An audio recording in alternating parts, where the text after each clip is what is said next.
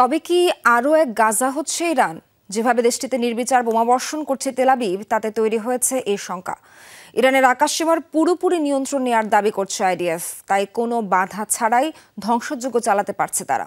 এই সুযোগে গাজার মতো একই পদ্ধতিতে ইরানেও একের পর এক সামরিক ও বেসামরিক স্থাপনা গুঁড়িয়ে দেওয়া হচ্ছে।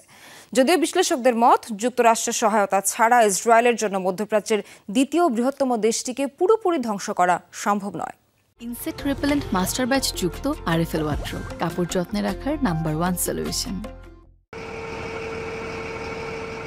গাজা এখন ধ্বংসপ্রাপ্ত এক নগরী। উপত্যকার যেদিকে চোখ যাবে সেদিকেই দেখা মিলবে ধ্বংসস্তূপের।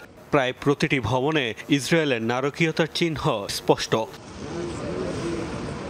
ফিলিস্তিনিদের পুরোপুরি নিশ্চিহ্ন করার লক্ষ্যে গাজা জুড়ে নির্বিচার বোমাবর্ষণ করেছে ইসরায়েল।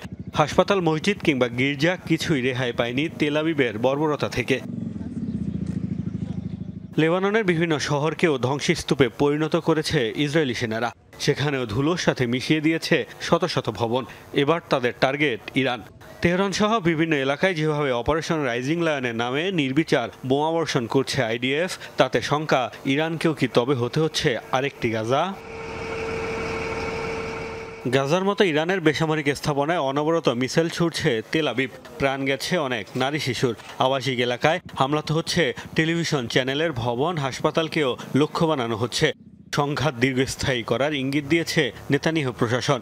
এরই মধ্যে ইরানের আকাশসীমা পুরোপুরি নিয়ন্ত্রণের দাবি করেছে তারা।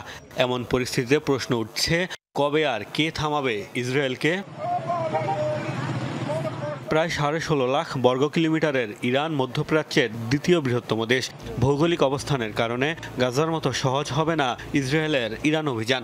সেখানে ইসরায়েলি পদাতিক সেনা অভিযানের সম্ভাবনা নেই। আর তাই বিশ্লেষকরা বলছেন, একা ইসরায়েলের পক্ষে 2000 কিলোমিটার দূরে অবস্থিত ইরানকে গুঁড়িয়ে দেয়া সম্ভব নয়। তাই যুক্তরাষ্ট্রকে এই সংঘাতে জড়িয়ে নিতে চাইছেন ইসরায়েলি প্রধানমন্ত্রী।